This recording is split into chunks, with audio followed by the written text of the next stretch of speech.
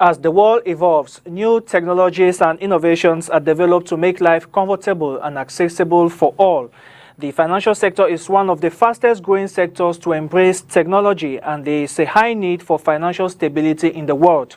However, the high cost of financial services, long distance of services and financial institutions, complicated paperwork required to open accounts, poor customer service, absence of guarantees and credit history, as well as a timid involvement of women and youths have excluded a large part of the population from the financial system in Cameroon and several African countries.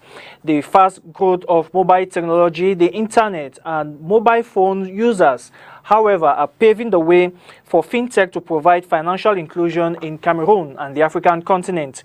In this edition of the program, our guest explores the limitations of the classic financial systems and how fintech can make financial inclusion a concrete reality in Cameroon and the African continent. This is Hard Talk.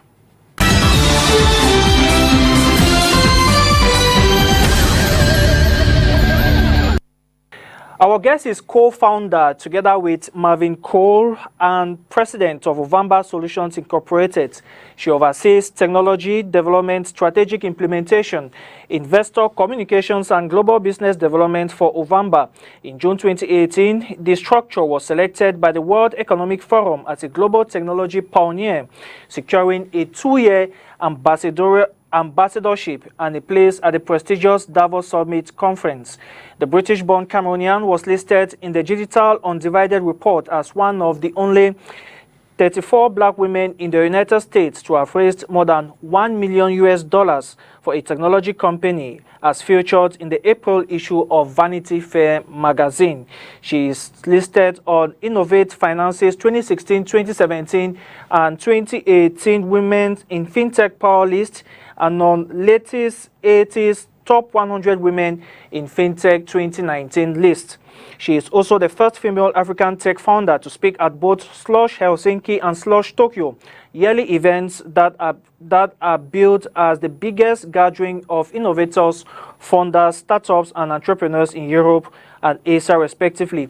In late 2018, she did a TED Talk as part of the Reboot series with Boston Consulting Group. As publisher, she is author of the Brookings Institute Foresight Africa 2019 article titled Winning in Africa's Fintech, the Ovamba Way.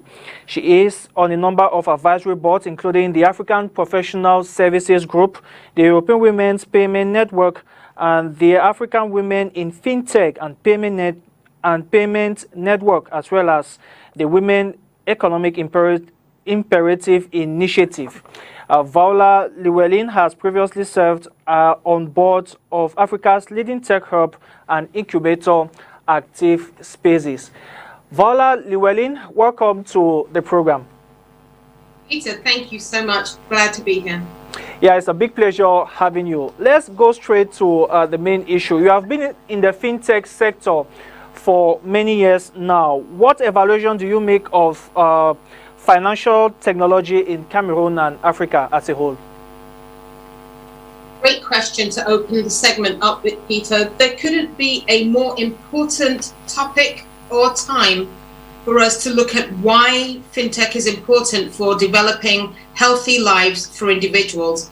It's difficult for people to think about health and fintech, but access to capital and being counted amongst economic prosperity is the tool that fintech becomes when it is leveraged and used appropriately to help individuals realize their best dreams.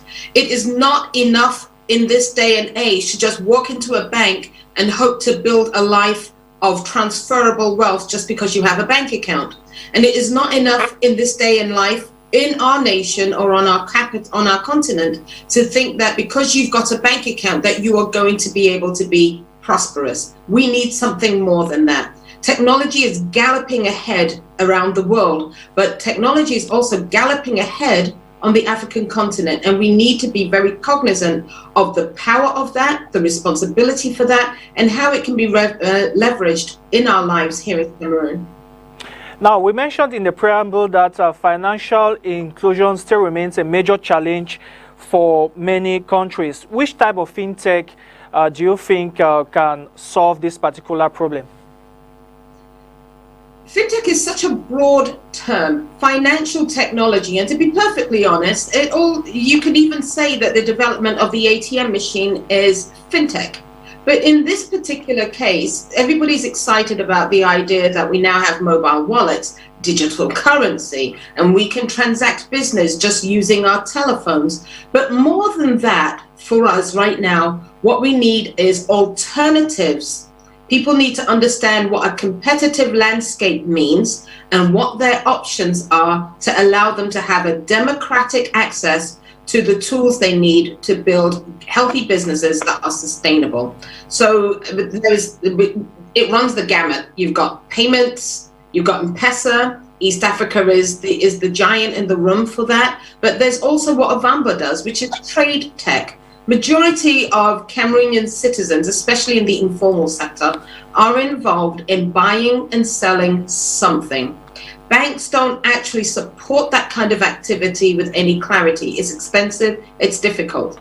So I think that it is important for people to understand how they can build strong, healthy, sustainable businesses using the technology that leverages finance for their use. And in this case, it usually comes directly on your mobile phone.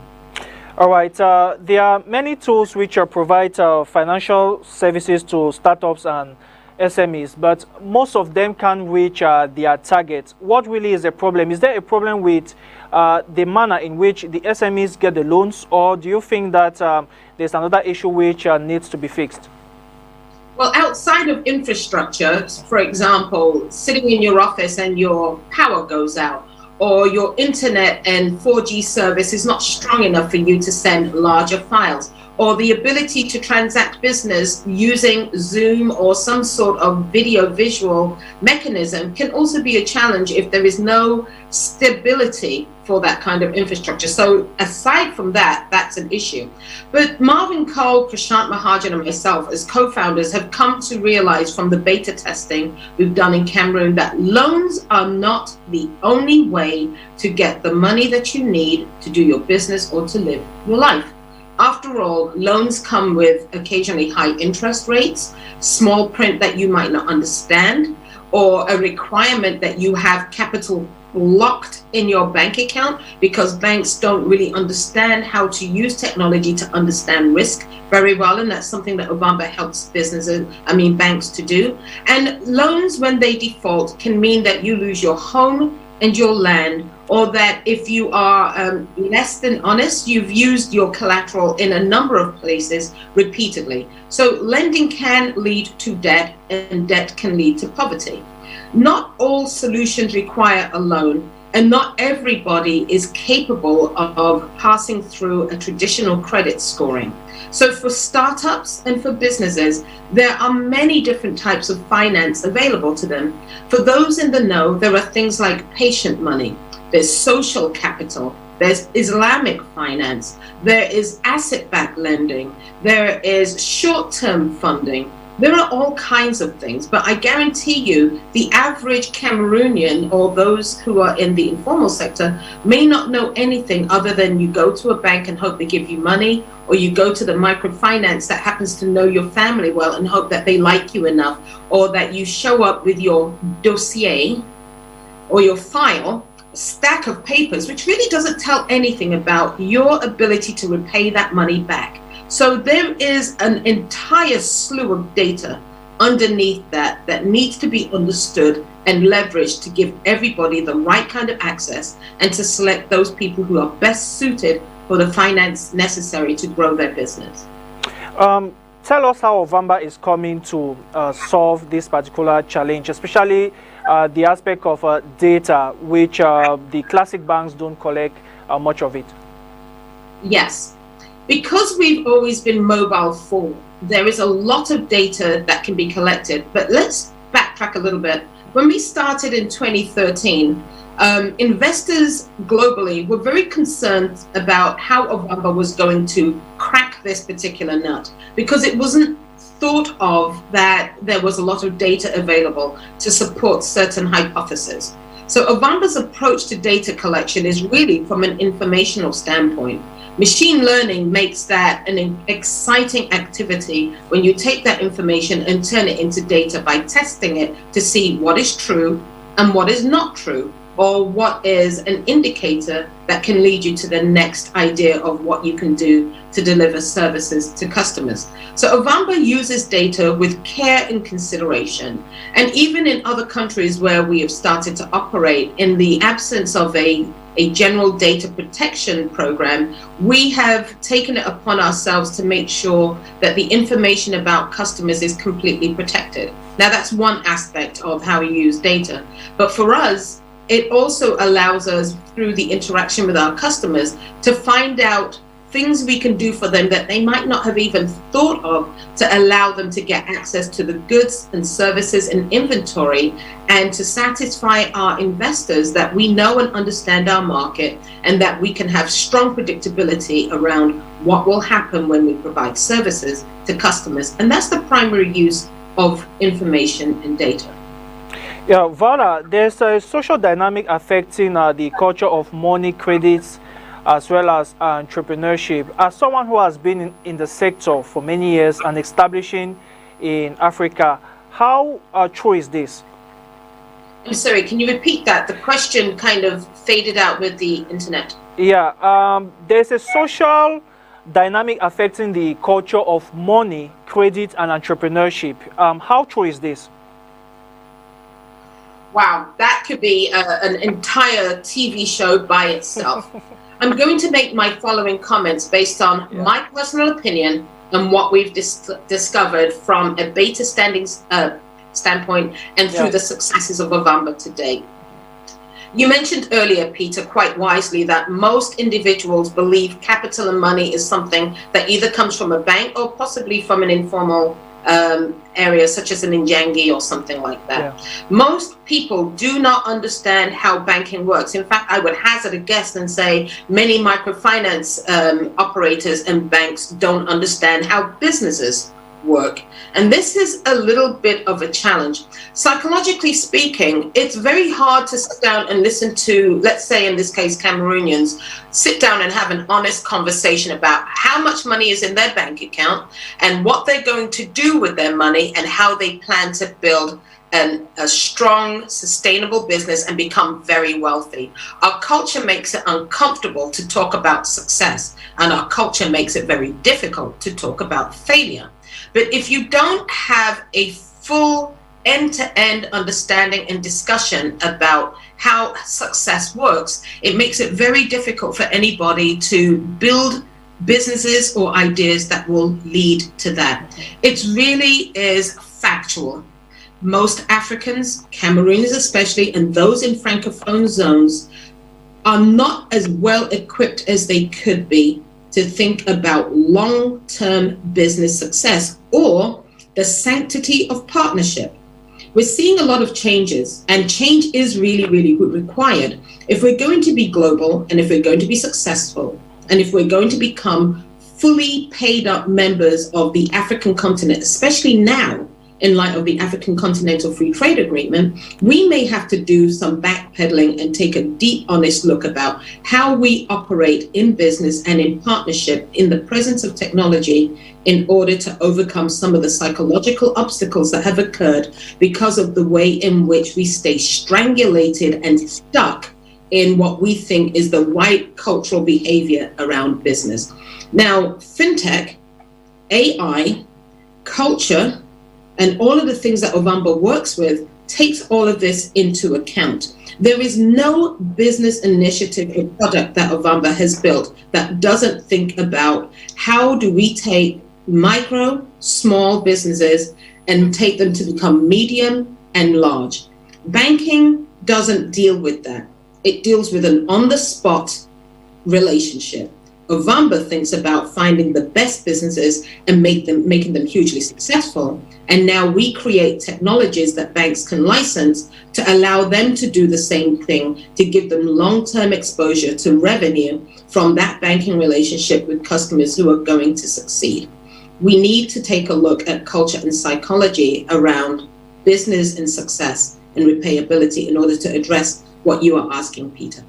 Now, how difficult is it to come up with this new form of financing SMEs at a time when most people are used to the old system and wanting to see to it that what you're talking to them is not a scam. So how do you convince them? I hate the word convince. I don't want to convince anybody. If you don't want what I or Ovamba has to offer, then I don't need to talk to you, and you are not a customer choice for us. Yeah. We're looking for the willing, we're looking for the able, we're looking for the young, we're looking for the ambitious, and we're looking for those who meet our risk models. And some people don't even realize that they are an excellent candidate for growth as a service, for smart growth. So this is a conversation that's not about convincing. This is a conversation about trying to find businesses and entrepreneurs who want to grow and have not had any success in that respect from traditional sources. This is about finding those customers who are in trade and want to gain access to global suppliers. They want choices. They want good products to sell in their stores. They might not have the cash flow or the capital. Let me be very clear, everybody. Ovamba does no traditional lending. We do no lending whatsoever. We want to operate with customers who need to get access to their goods from domestic or international sources, and Ovamba buys those goods for them and provides them with business tools and ecosystem development opportunities so that they can sell more of what they want to sell at a greater profit than they did before. Teaching businesses about how to be profitable is very important. We are not interested in helping businesses who just want a loan so they can run off and do other things with that. So that's what we're looking for. That's why this is not a conversation about convincing. It's about those who feel that they have been excluded and failed by traditional finance. You are an influencer for the new African narrative. What have you observed on the global scene after talking on various stages across the world? What is the perception of the global community as far as Africa's approach to finance is concerned? That's a good question. I'll answer it this way. Marvin and Prashant and myself and our fantastic team in Douala have spent the last 7 years literally turning the steering wheel on the direction that Africa is going, so that the new African narrative is as follows. It's no longer about what colonial perspectives and expectations are. We can define things for ourselves. We can leverage technology to become the people we ought to be as a continent. We are no longer just a repository for external solutions to solve our problems. We can solve our own problems. We can create our own solutions. We can generate revenue on our own. The new African narrative is about taking a look at what's underneath our feet, the world's greatest resources, managing them appropriately, and profitably making sure that everybody in the furthest reaches of our economy have access to that, either by information, access to capital, access to wealth, and access to smart choices. The narrative on the global stage is that Africa is at its greatest and most powerful point. The fourth industrial revolution is upon us. So many wonderful innovations are happening, created by our youth. Those who are not just in finance and technology, but even in the arts industries.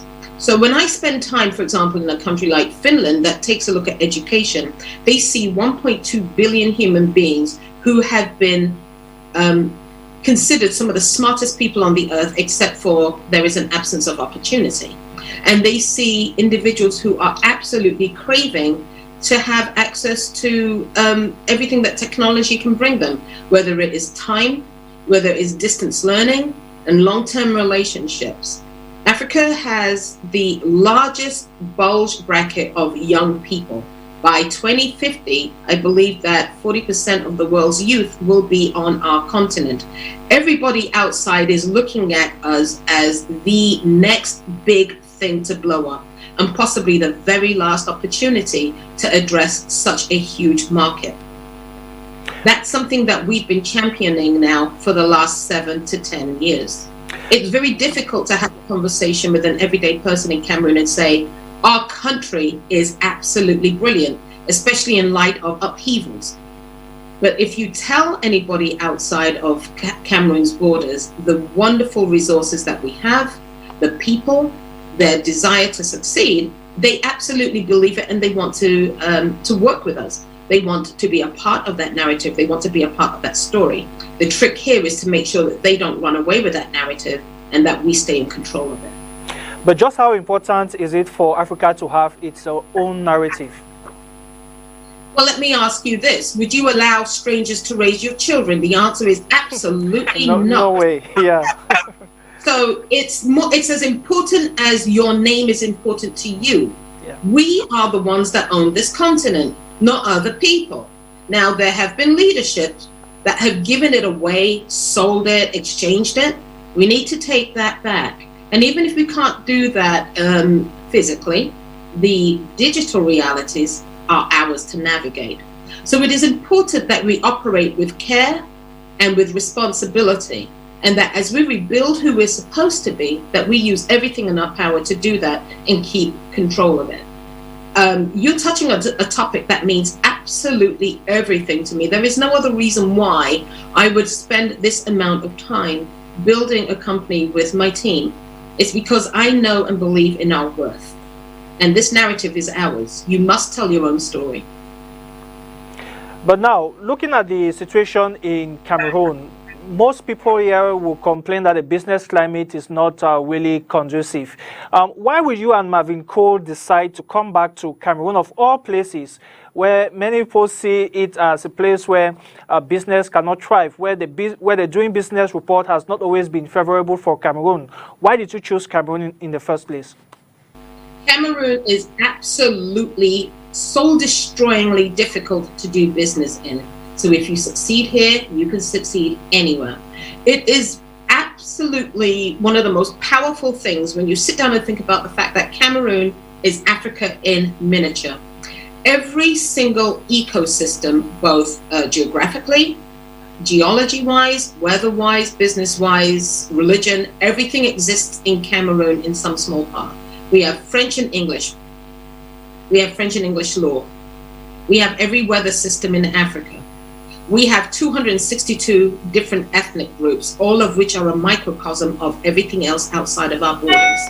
We have Muslims, we have Christians, we have young, we have old, and we have a nation of natural entrepreneurs, none of who can walk into the government's offices and say, hey, can you give me a job or can you give me a stimulus check? So we have individuals who have hustle built into their DNA. There is no finer country on this earth to test an idea, because if it fails real quick. And when you're an entrepreneur or you're an innovator, you need to know very quickly what isn't working. But if you succeed, you now have the blueprint by which you can go to other countries and do the same thing, because you can extrapolate both from a data standpoint and from a cultural standpoint what is going to work. Cameroon is the most perfect test tube this world has ever seen for how to get it wrong and how to get it right. Now, I say that, and you would say, well, why would you make such an announcement? What happens if everybody else comes and tries to do the same? Bring it on. We need more competition. It's good for customers. And even though I've said this, the execution of all of this is incredibly difficult, and it is not for the faint of heart. I can think of no better place to start a company that is going to be the greatest thing that Africa has ever had in terms of trade, tech, and fintech. Now, you just mentioned that Cameroon is a cultural Eldorado with about more than 250 tribes. How do you incorporate all of these tribes into the fintech system? That's what technology is for. That's what looking for patterns is for. That's what collecting data is for. That's what opening up access to support and financial inclusion is for. Ovamba has collected information on our customers, willingly of course, for the last 8 years. So we know an awful lot about things like what are the indicators that tell us why Bamilekes are so successful. And believe me, they really are. and we have figured out things like how can we create the best business ecosystem for us to experience our best and most successful selves. We have understood what it means when you take an individual who has maybe come from a farming community and the tools that they need if they choose to make the choice to become something else. We understand what it means to help a young person get started in business, even if they are lacking in experience. And this goes back exactly to what you were talking about, Peter, the difference between how Ovamba uses data compared to, let's say, a traditional bank or a microfinance institution. We have a much broader bucket for assessing risk because we understand that it's about how do we shuffle the right pieces for this particular individual. It's not about making it all the same for everybody. It's about being fast and responsive to the realities of a customer when they are interacting with us and having them within our system so that we can grow them along that continuum of sustained wealth. Sometimes I wonder to myself, should we stop thinking about ourselves from ethnic groups and tribes? But that would be like erasing our history, so we cannot do that. And this is the reason that when we talk about African narrative and I speak to non-Africans and I say to them, would you be happy if somebody came and kept measuring you as a German but you're Irish? And the answer is absolutely not. Well, we need to measure and understand ourselves for our own internal purposes, who we are as we really are, not the version of what non-Africans expect us to be, because they think that that's what they need to do in order to quote unquote invite us to be global. We don't need your invitation to be global. We're sending you an invitation to come and be a part of Africa's narrative, not the other way around. All right, practically, what variables do you use to analyze risks? We all know that Africans are very polygamous, for example. Is that a variable? And the fact that Africans bear lots of children, will that not constitute a risk for you? A long time ago, polygamy and having lots of children was an important way in which to create insurance for families, because that way you are literally giving birth to your own employment. Your own employees, your own human resources. And by having enough people to work on the land, because it's agrarian, you have enough of a workforce to produce the food that you either want to eat and the food that you want to sell. And by diversifying your genetic material, and I'm talking about men with many wives, you're ensuring that you have enough variance that your descendants will survive and continue to populate your local environment. So that's how that worked. Today, what we have found in portfolios is that if you have families set up in a polygamous setting, you have access to more assets than maybe an individual who is single, younger, and only has maybe, let's say, one wife. I'm looking forward to the day when maybe women can have more than one husband so that they can enjoy the same wealth, but that's another story. But what we have found is if you have so many people in your community that you are responsible for, you're far more likely to want to ensure that you succeed. The desire to succeed means that some of your business habits and your financial choices will be far more weighty, far more considered. Plus you have access to individuals who can give you diversified opinions and support. This has shown up to be a plus within the African context. And I think that as when we were talking about this with non-Africans, they were surprised because the outside world just assumes, oh, those poor women, look how they've been herded into one area to be with one man. Well, that's her choice. That's our culture. It has worked for some communities and we deserve to keep it if that's what we want to do. But from a financial standpoint, it has shown up to be a plus.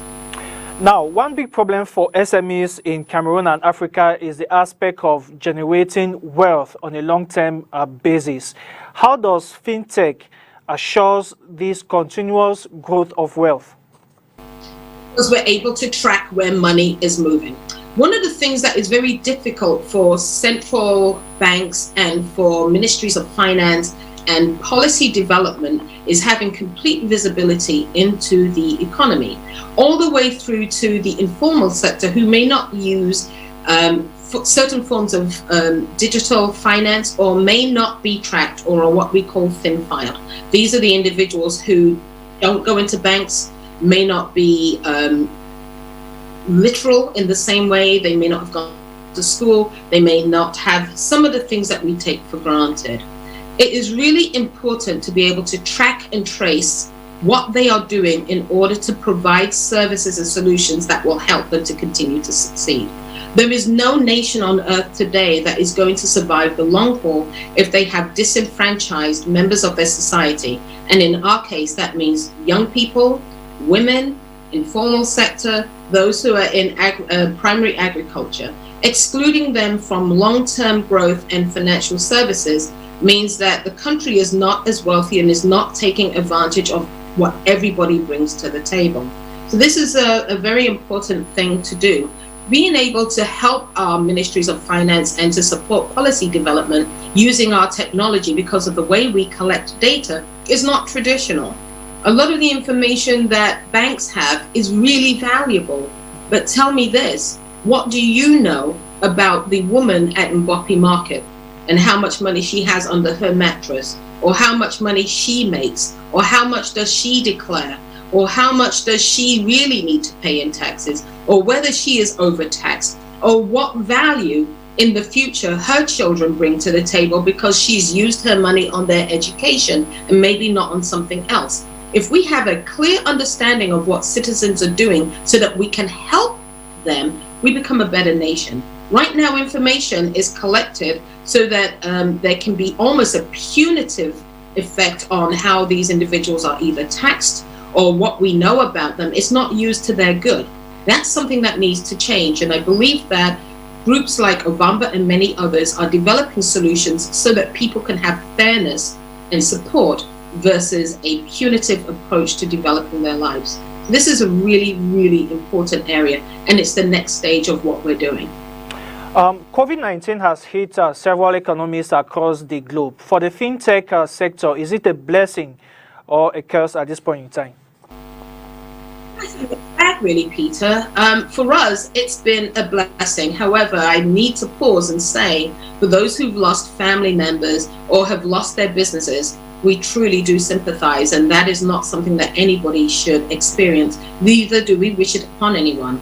But there are things that happen in a crisis that elevate the things that you didn't want to deal with to the forefront. For example, the full end-to-end digital process of banking. At the front end, you can get online, you can take a look at your accounts, you can access banking on your phone. But you cannot integrate your mobile money or your Orange Money or your MTN or anything like that and have it directly deposit to your bank account or and make an instruction on your bank account to interact the other way. And that doesn't really happen. And it is very difficult to sit on your phone and transfer money from your bank account to maybe your brother's bank account or your sister's bank account. So COVID-19 brought to the fore the fact that even if banks had to close down and their staff had to work remotely, the technology is not sophisticated enough, neither is the power grid, for those individuals to access safely and securely files back at the bank so that they can continue to service customers and keep their banks alive. Ovamba created solutions to resolve this, but the problem that we have in the CEMAC region, and in fact throughout OHADA, is there is a misalignment between the law and policy. I'll give you a classic example, Peter. Yeah. Let's say we were lucky enough to resolve all of those issues. We still don't have courts that will accept a digital signature on a PDF. They still want a stack of papers and they still want cachet. They don't understand that the role of blockchain or smart contracts or anything of that nature that remains immutable and unchanged is actually far more powerful. People still want to bury their sins in a pile of papers. Now, because of COVID and the need to have distancing, which hasn't really worked out, it has given us a chance to take a look at what works and what doesn't work.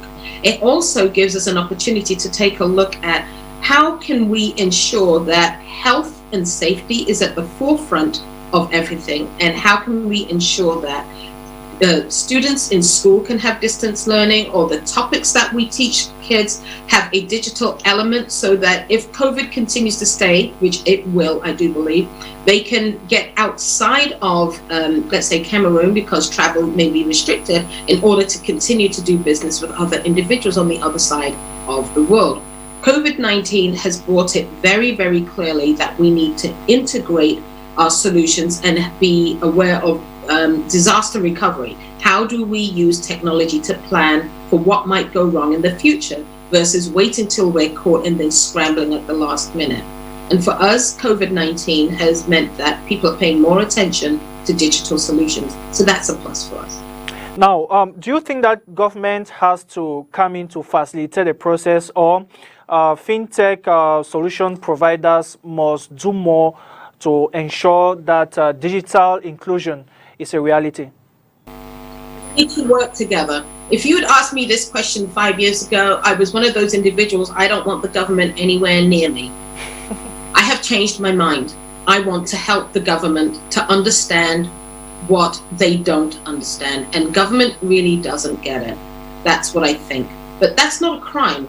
The issue here is that technology races ahead so fast that it is very difficult for any government, and I'm not talking about just Cameroon or Africa, to keep up with the speed of innovation and the appetites and the desires of the customers for whom these solutions are created.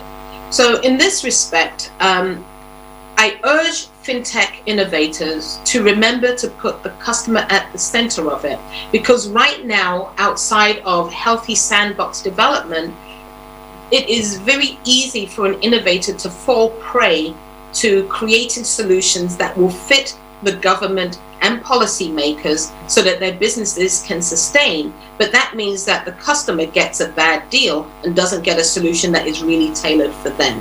And so therefore, we all need to work together.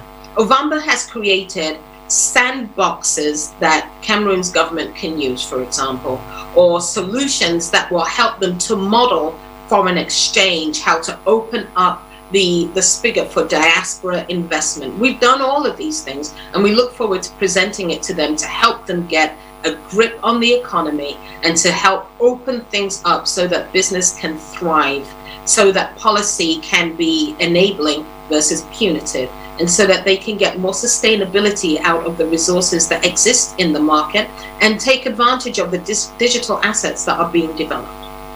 Now, you are using Islamic finance as one of the new improved methods. And it is believed that Islamic finance drives ethical business solutions. How is this workable with Ovamba? We came across this literally by accident, and it came from when we were working with microfinance in the early days of Ovamba's establishment in Cameroon. And what we were trying to fix was, how can we create choices for customers outside of traditional banking? And we were asking ourselves, why does a loan not lead to business growth? Why does it keep customers in a cash flow loop that doesn't meet their growth expectations? And we started thinking about, what is it that customers want, and who are the customers we want to deal with? And we found that the markets we wanted to use to leverage economic growth were those in the trade, importation, and light manufacturing sector. We didn't want to deal with corporate customers. That's not what our model is about. We wanted to help the informal sector. We wanted to help small and micro businesses. And what are they usually involved in? They're usually involved in importation or buying goods or selling them. So how can we de-risk them in such a way that when they are keeping bank accounts with any of the banks around, the banks will start to see their growth potential, will start to see some improvement in performance, and will want to extend bank services to them if that's what the business wants. But right now, majority of them don't even meet the level of credit risk that banks want to take on them. So Ovamba decided to sort out that problem and fix it. And the solution to that was to have complete physical and legal control of the assets of that business in order to help them to grow. Now that we've had lots of success with customers who are, some of them are on their 8th ninth, 10th transaction and have gone from importing maybe 1 or 2 containers of goods to as much as 36, 40 containers of goods in the same period of time, we knew that we were onto something that made sense. Now, that kind of activity of buying goods and helping customers to sell them is called a murabaha in Islamic finance. And it is really just a partnership with a customer to help them to buy the goods back and ensure that when they sell them in the market, they have the ability to come back before those goods run out, so that we can take advantage of the gap between how long it takes for goods to come over the ocean and sell in their shop. Now, Ovamba has created point of sales technology, warehousing management technology, and all of these things that these customers can use to run their businesses better so that they've got more profit, and we help them to get more discounts from these suppliers. This is Islamic finance, which is truly ethical and has been positioned to help businesses grow. There's lots of proof of this around. So when we found that this was the best way to not violate banking rules but still help businesses to grow, we digitized it and made it available on a mobile app. And for the last nearly 6 years, this is what Ovamba has done to support the growth of almost 400 customers in Cameroon alone. And now we're in Ivory Coast, and we've just signed up a partner in Egypt, and we expect to help our customers gain access to cross-border trade, cross-border business, and open their businesses up in other countries. And what are the prospects for Islamic financing, particularly with the COVID-19 pandemic? Huge. In fact, Marvin Cole wrote a piece recently for Islamic Finance News about how to blend this type of funding and finance with charitable giving. Now, anybody who knows me well knows that I really am not a big fan of charitable solutions for businesses because it's not sustainable. But in Marvin's piece, he talked about the use of something called zakat, which is a mandatory finance, a donation of capital. It usually comes out to 1/40th of your income that comes directly from banks, in the same way that Christians use tithing at the rate of maybe 1/10%. Taking that kind of capital and blending it with banking and other solutions is something that Marvin talked about as a solution for the lack of capital in a COVID-19 world right now, because it is charitable, it's helpful, but it can be blended with something that is also necessary for repayability. So we see Islamic finance in so many different ways, whether it's ijara or other solutions, to come alongside traditional finance to give people options. There are almost 400 million Muslims who can't walk into a bank and get services because of their faith. We need to innovate for them in order to bring this group into the economy, because they are a necessary part of it. Take a look at our brothers and sisters in the north, up in areas like Garoua, Maroua, and the fact that they are really brilliant traders. They also have a business ecosystem that we need to understand and, if possible, integrate and bring out the best in our economy. Now, Viola, you have raised huge sums of money for small and large firms, especially in the United States. In a world where Africans complain of racism, how challenging is it for a black woman like you in particular to achieve such a feat? It was very difficult, and I was completely blessed to be completely ignorant, because I didn't know how hard it was going to be. When you're a black female, especially in the Western world, and maybe even some of my sisters in Cameroon and other parts of Africa will relate to this, It is expected that you will only have a modicum of success. So you'll only have a modicum of ambition. So you think you're doing well and you just do a little bit, and you don't realize there's an entire continuum after that that you could actually achieve if somebody told you that you could. Now, I didn't know that any of this was possible. I just wanted to work hard, and I wanted to safely have success and not encounter too much failure. Now, that's really typical, not just for women, that's typical for men and women as well. You keep your ambitions small so that your successes look big, because you haven't opened yourself up to too much failure. It was very difficult in the United States to raise capital because investors have an idea of what success looks like, and they have an idea of the type of technocrats or technology innovators that they want to support. And that is usually a young white male who has an awful lot of swag. He's used to people continuing to have faith in him, and he's not particularly responsible for what you think about his failures, because there are going to be lots of people that look at him and think, hey, you could be the next Bill Gates. Well, Bill Gates doesn't look like me. Bill Gates doesn't look like a lot of black women, and representation counts. Being visible as a success gives other people the signposts for where they need to go and what they need to do to succeed. It was very difficult to sit down, rejection after rejection after rejection, to hear people say to you, well, you seem like a nice person, but we really don't believe that Africa is a good place to take risks. It seems like a great idea, but we really don't believe that you can be successful or profitable in Africa. Africa has risk. Africa has political issues. Your governments are corrupt. Your people can't read. And and individuals are really comfortable saying this to us because they think that's what's true. It's not true.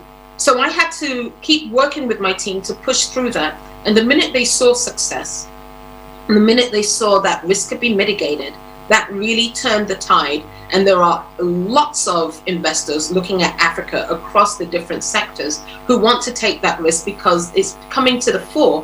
There are lots of successful African innovators, and the people are who you are taking the risk on with their management skills, and not necessarily their environment or their background or the stereotypes that make you non-Africans feel comfortable about interacting with us. So yes, it was hard, but you don't want to wish that things were easier. You want to ensure that you become better.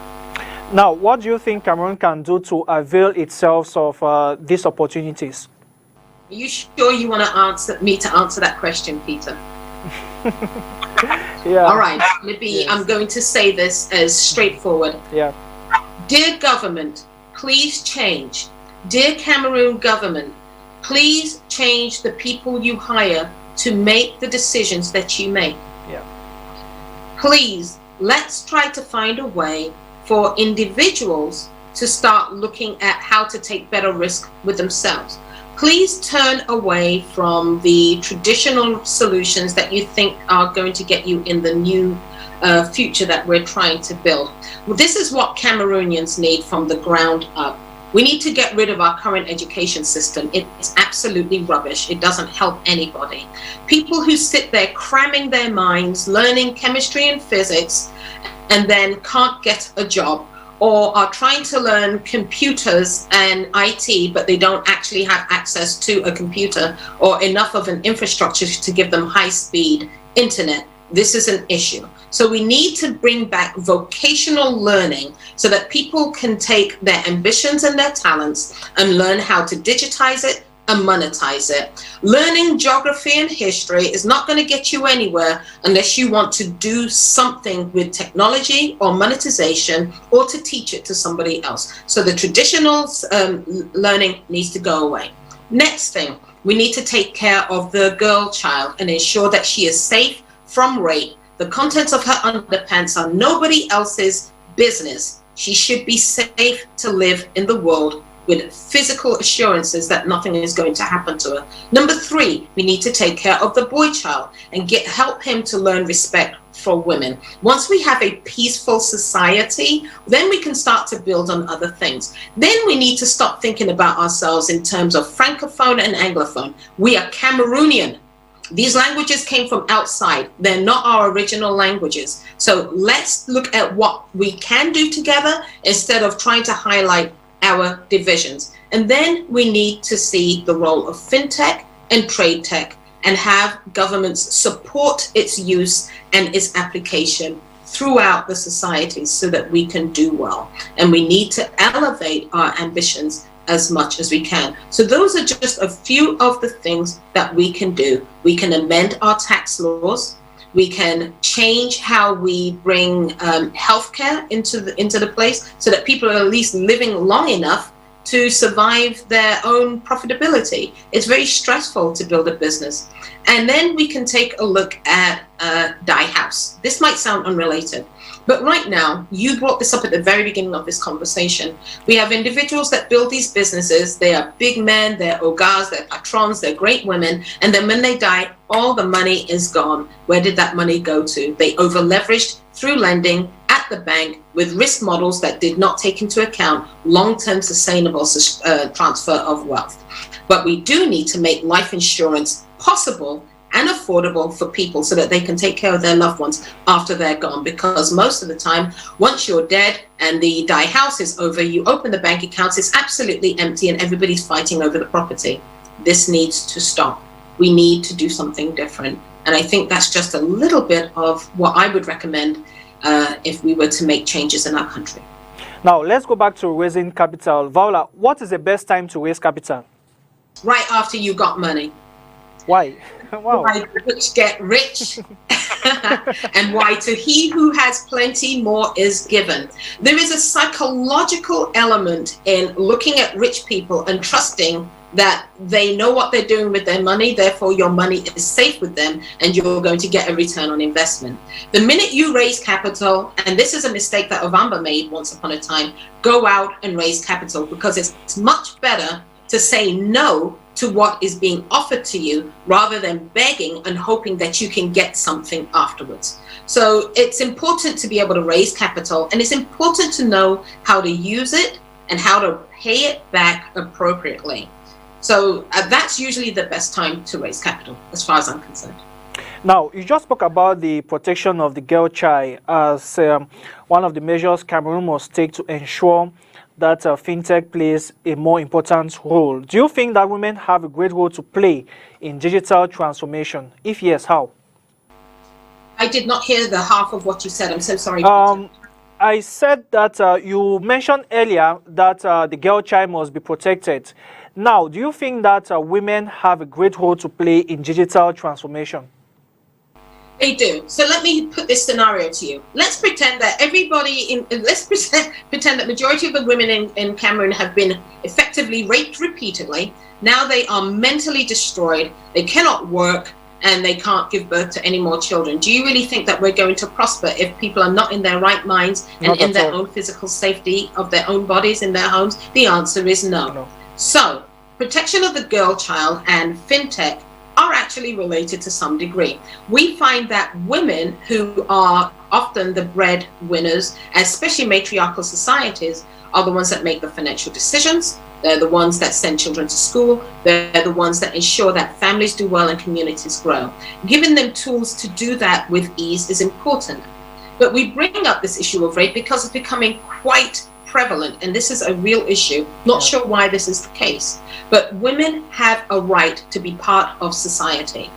More than 40% of GDP is driven at the hands of women. And you asked about fintech and digital solutions before, Peter. 800 million human beings on our continent are responsible for almost 45% of all of the digital money transactions on the globe. A large part of that is driven by women. They need to be respected, revered, and protected. They are a large part of fintech solutions. It's an opportunity actually for banks to understand women as breadwinners, as business owners, as leaders, because there are products and tools that can be developed for women to continue to succeed. When there's business success, there's more capital in the economy. When there's more capital in the economy, actually government does well, especially when taxation is fair, efficient, and transparent and traceable. And women in our portfolio are very keen to succeed and to see transparency in business. So the fintech side of life is particularly important to women, especially those who, when they go into banks, don't often get treated correctly, or in places where banks or society say only a man can sign a contract. But with a digital solution, sometimes you might not even know the gender of the individual in a short-term contract, or those elements and requirements become unnecessary. Okay, there's an increasing use of mobile phones in Africa. Do you think that Africa can achieve a complete digital society, especially with this explosive use of mobile phones? I want to say yes, but that would be very naive of me. Here's why. When Ovamba was innovating mobile forward technology, we ran into some challenges and issues, and that's because of something that we didn't know the word for it then, but we do now, and it's called the digital divide. Not everybody is using their cell phones in this way or knows how to, and not everybody has figured out how to bring digital solutions in their lives in order to define and resolve the things that they want to achieve. So although the mobile phone is absolutely critical and has been a game changer as Africa leaps forward, there are still areas and places where the analog world exists and persists, and that needs to be brought into the digital divide until such time as we've got mass adoption. I'll give you an example of that. In Ovamba's solution, there is the need to manage warehousing. Warehousing is physical. Most people have to go in with a piece of paper and count their inventory. Ovamba's technology allows us to count inventory at the point of sale, and we have customers who use their warehouses with us and allow us to put other people's goods in there for the short-term purpose, so that there is space for the excess inventory that maybe that business never had before. Now, in and of itself, a cell phone doesn't solve space, but it does give you the ability to manage that space. So that's an example of where the analog physical world meets up with the digital world. And that's an important thing to do. And it is a great way to resolve the issue of growth. Lots of businesses want to grow, but they don't have enough of the physical ecosystem to match the digital ecosystem. Ovamba is concerned with bringing those places into management, and the cell phone is important for that. Yeah, Viola, over the past few weeks, I've been following you on Facebook, and you have been reviewing Cameroon and some African movies. Are you considering bringing fintech into the arts domain? No, but I really love the things you're observing, Peter, and here's why art and movies and music are important to finance. In a society where there is growth and development, one of the indicators is the ability to have surplus capital to indulge in nice things. It's an indication of how well the middle class is doing. You take a look at, and I was about to say how much people are eating and drinking, but we all know that Cameroon's culture is built on eating and drinking, even at the lowest levels of poverty. But if you take a country like China, when their middle class was exploding, there was a huge spike in the purchase and interest in high-end wines, liquors, spirits, and other things of that nature. But art and movie reflect who we are and the realities of how we live our everyday lives. So if you start to see movies being made that are not just about struggling in a village, but they show people with their middle class life struggles, then you know that finance has had a good impact on how the middle class is growing. Fintech becomes the enabler of more disposable capital, and that gives people the confidence and the desire to want to experiment and enjoy the fruits of their labor. When they enjoy the fruits of their labor and they start to demand luxury goods, then you've got another new asset class from which to measure wealth and even have a new taxable base. And I'm speaking to you, Mr. and Mrs. Government. Allow the nice things to come into the country. Actually, allow nice things to be made in the country so that we can export it. That's more revenue for you. So when I review movies and assign what I like to call Langa points, it is me trying to impact the ecosystem to show that the creative spark is alive in Cameroon, and that it's alive because there should be an investment in movies, there should be an investment in music. It is a talent that is natural to us, and it is another way to see whether or not wealth is being used to satisfy middle class desires or to create ambition for people that want to have those things. And besides that, I just love the movies that are being made because we've got talented young people. All right, Viola, this last question. If there has to be a major breakthrough in fintech. What do you think it will be, and what do you expect that breakthrough to tackle in Africa? Interoperability is the first thing that comes to mind. A breakthrough in fintech, trade tech, reg tech, policy tech, which is something that Ovamba is very keen to help governments leverage technology to get insight, accuracy, and transparency. If there's going to be something major to push us forward as an integrated continent, I think those things are going to be super important. But outside of fintech and technology, the other thing that's going to be important is the application of technology to manufacturing and to exportation. We haven't even begun to scratch the surface on creating entire industries that are devoted to manufacturing. Ovamba has an ambition. We want to use our technology to help individuals make things from the resources in the country and export them. And we want to help the government be able to do that in a way that it is effective and profitable for absolutely everybody. We can't keep consuming. We've got to become creators. That I don't care if it's movies or if it's chairs or anything of that nature, but integrating fintech into other areas of technology, I think, is the next big thing that has to happen in Cameroon and the rest of our continent for individuals to have a choice of how they make a living and become profitable. All right, Viola Llewellyn, it was a big pleasure having you on the program. Thank you very much. It was really great to be with you. Thank you so much. Sure, and we hope to have you some other time. We should. And to you, televiewers, that was Viola Llewellyn, the president and co-founder of Ovamba Solutions, joining us live from the United States of America. Thank you very much for watching. Do join us some other time. Until then, bye-bye.